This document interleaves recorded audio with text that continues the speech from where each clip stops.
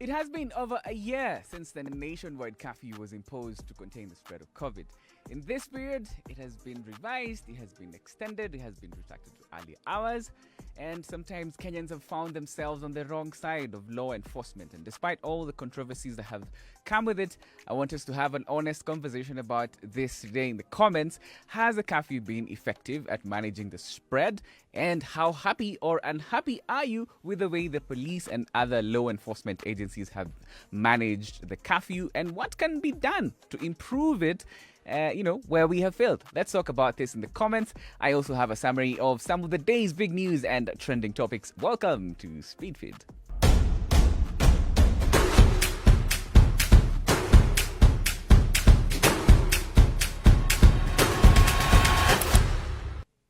Mr. Kimani Bogo is my name. Thank you so much for joining us on the stream today. We are live. Yes, we are live here on Facebook. And if you want to know if you're live, comment. I'll be reading your comments as we go on with the show.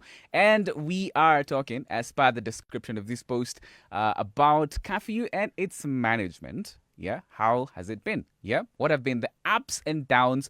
Are you directly affected by it? I know some of you used to work or you have businesses that you used to open way late, especially in the hospitality industry. Are there some things that need to be adjusted about the way the curfew is being managed? Give me your thoughts below. We also talk about a bit of context to this. Interior PS Karanja Kibicho was on NTV and addressed the curfew question and the way the police are handling it. He says the curfew is not about the police, it's about containing the spread of COVID, and the police might have their weaknesses, but the responsibility lies with citizens. He is quoted saying that if curfew is at 10, then be home by 10. Don't break curfew, Don't break curfew to test the perseverance of the police. But the police have also been criticizing the way they sometimes handle those who break curfew. We're going to talk about a story next about that. Have you found yourself in a situation where you were outside past curfew hours, and what was your experience like? So, let's have an honest conversation. Be objective. Give me your thoughts. How has it affected you? And what do you think can be done to make its management better than it already is? And speaking of curfew, by the way, as we continue with other stories, the autopsy results for the two brothers who died under mysterious circumstances in Kianjokoma in Embu, the report has revealed that the two died as a result of multiple injuries which could have been caused by blunt trauma. The post-mortem was conducted by pathologist Martin Mwangi at the Embu Level 5 Hospital morgue, and this was in the presence of the deceased's family. And angry Embu residents took to the streets to demonstrate and demand justice for the two, who are believed to have died in police custody. It's said that they were out past curfew hours and they were arrested by police, and that's the last time they were seen alive. And these are some of the controversies that have come with the way the curfew is being managed by law enforcement. So, what are your reservations about this? What are some of the things you think can be done better? How effective is it at managing the spread of COVID? In fact, at times you see the clubs have seen this. Some places, clubs open late, they close, and so they close the doors and people will still continue partying. We've had people being arrested everywhere, including here in Nairobi, by the way, and this happens in different neighborhoods. So how effective do you think it has been at containing the spread, and what are some of your reservations? Give me your comments below. Let me see some of you who are checking in right now. As we go on, I'll be reading your comments as I also give you a brief of other news stories that are making headlines today. We'll talk about Ezekiel Mutua next. Don't worry. If you're just hearing about him, So let's see who's checking in right now. Kahiro Wagasheshe, top fan here. Say, I'm almost not happy on the. By the way, the police. Sorry, just lost that for a second. You're saying Kahiro anasema, I'm also not happy on the way the police. The police have been accused of, killing, especially with that story. Generally, you're saying a big no to whether the curfew has been quite effective. Anyway, give me your thoughts and your reservation. What can be done to make it better at managing the spread? Yeah, at least according to you. Give me your thoughts in the comments. Also, ICTC's Joe Musheru finally confirmed that KFCB CEO Ezekiel Mutua will be leaving the Kenya Film Classification Board. He says Ezekiel Mutua's role at the parastatal comes to an end today. The CS also appointed Communications Authority Director of Communications and External Affairs. His name is Christopher Wambua. He's going to be the new CEO of KFCB in acting capacity. Joe Musheru also said that he will be releasing a statement detailing this before tomorrow to give us reasons as to why Ezekiel Mutua is not going to be at KFCB anymore. In other news, today there was another fire at Gikomba at Gorofani area of the market, which raised down businesses, and also the fire got to residential apartments in that area, and the cause of this fire is yet to be established. There's almost a bizarre pattern at Gikomba with fires. And speaking of fires, part of St. Martin's School, you guys might know this if you use Wayakiwe. It's along Wayakiwe and somewhere around Kangemi. Part of the school was also on fire, and the cause is yet to be established. However, there were no reported casualties in both incidences, at St. Martin's and at Gikomba. You can see some pictures here of that fire at St. Martin's. In another incident, this one is in Kisii. A police officer has been implicated in a case where a former head teacher and his wife died in a fire at a place called Itumbe in Kisii. The family of the late teacher and his wife have implicated a police officer who they say sent threatening text messages to him for raising alarm over the involvement of police in criminal activities in the area. And they say that the fire incident could have been an arson attack, and investigations in the case are still going on. There's some of the news that you need to know that are happening today. And speaking of police, the Deputy Inspector General of Police ordered the transfer of about 44 police officers of different ranks in Elgeyo Marakwet to other stations. Will be spread out across the country. And of course, Elgeyo Marakwet has been in the news for the last month because of Caroline Kangogo.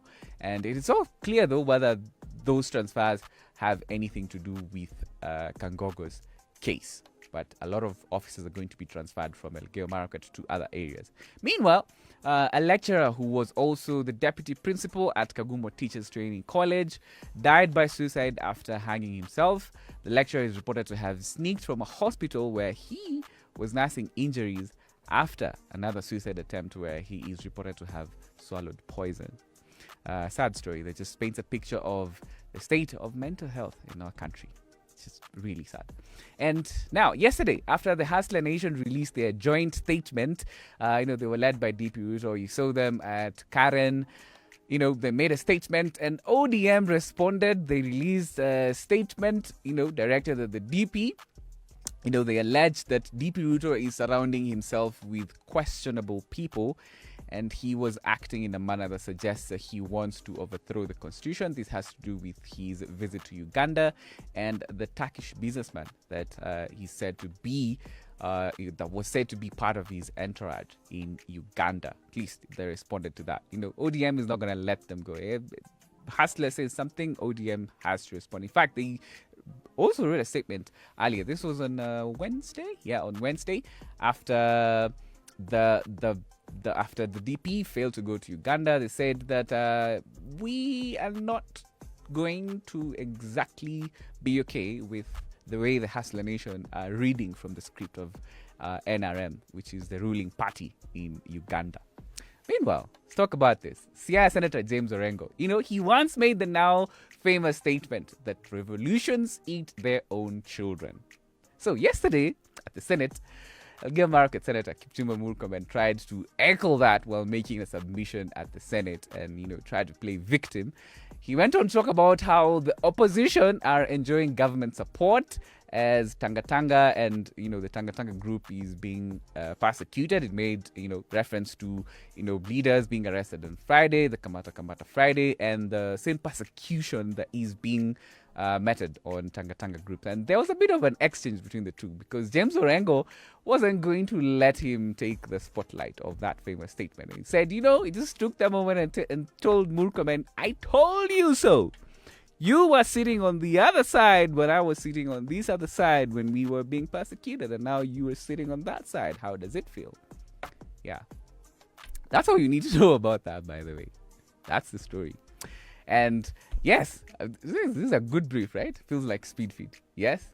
You might have missed this, but yesterday during the Hustler press conference, journalist Chris Thairo asked the DP and Aidan Duale where Moses Kuria was during the briefing, because Moses Kuria was missing as the Hustlers were making their statement. And the DP did not address, Chris Thairo asked whether there was beef between the PEP party, the People's Empowerment Party, which won the MP seat in Juja, by the way. Although the DP did not address the issue of Moses Kuria's absence at the Hustlers briefing, he pointed out that the only MP and the PEP party was present at the press conference. So, your story, a beef, sijui ilitoka wapi. Yeah. But Moses Kuria was missing in action yesterday. And George Koimburi, whom he supported in Juja under the PEP party, was present at the Hustlers briefing. So people are asking, where is Moses Kuria? Is he also becoming, defiant to the Hustler nation? And Moses Kuria has his own other party, by the way. Inaitwa Felix Chama cha Kazi, sindio? Chama cha Kazi, Kazi na Pesa. Yeah, that's Moses Kuria's new party. And on Wednesday, David Murade said that Moses Kuria anachezea watu wa Hustlers mbaya. Kuna wao mchana lakini usiku anaenda huko kutafuta president. Overall, na wheelbarrow, kazi na pesa, na kazi ni kazi. Interesting. As we are 367 days to the general elections. Yes, that's how far we are. It's going to be very interesting. Yeah. Ruben is asking if the elections are confirmed. Unless you know something that we don't, but we are gonna go to the polls next year in August. Time flies, doesn't it? Yeah. Taking a breather to give you a moment. Nimesoma hizo story haraka sana. Anyway, let's move on. Speaking of the elections, the president nominated these people to be the next IBC officials: Juliana Cherera, Francis Wanderi, Irene Cherop, and Justus Abonyo. They were vetted, or their names have been forwarded to Parliament for vetting, to be the next IBC commissioners. This was after an intensive vetting process that we also, but it also gave us some TikTok moments. Remember Florence Jaoko? Florence Jaoko is a lady who could not speak Kiswahili. Yeah, and she has now become a TikTok sound. I don't know what Kanaisa will do anyway. That's my favorite. I also love that one. As soon as you get an M-Pesa, Kiswahili napotea. Yeah. But those are the people who are likely to be heading the IEBC next year. And in case you're looking to go to the coast with the SGR, na bado haujabook ticket, unasema sina book to online. I have some bad news. The online ticketing platform is not working. It's down. Kenya Railways confirmed that their systems are down. They haven't given another update to say that there are any changes. So as far as we know right now, the ticketing system is down. So if you want to book a ticket on the SGR, you have to go there physically. Yes. Lazima uende hapo physically kuchukua tickets. Lakini siku hizi hata mbukinya unabook online. Mbona SGR? But the system is down. Anyway, we understand. A lot of people go to the coast with the SGR. Yeah. Lakini watu wa flights hata hawajui ni nini mnaongelea. Anissa, when's the last time you were in the coast? It's been a while, right? Yeah. Should book a ticket. The SGR. How much? Ruben, I'm sure. Ruben is the most frequent traveler in this room.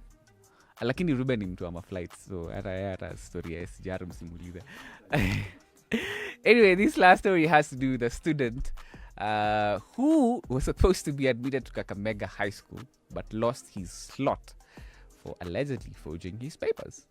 And this one left me with a lot of questions more than answers, because what happened? Is it the parents? Is it the kid?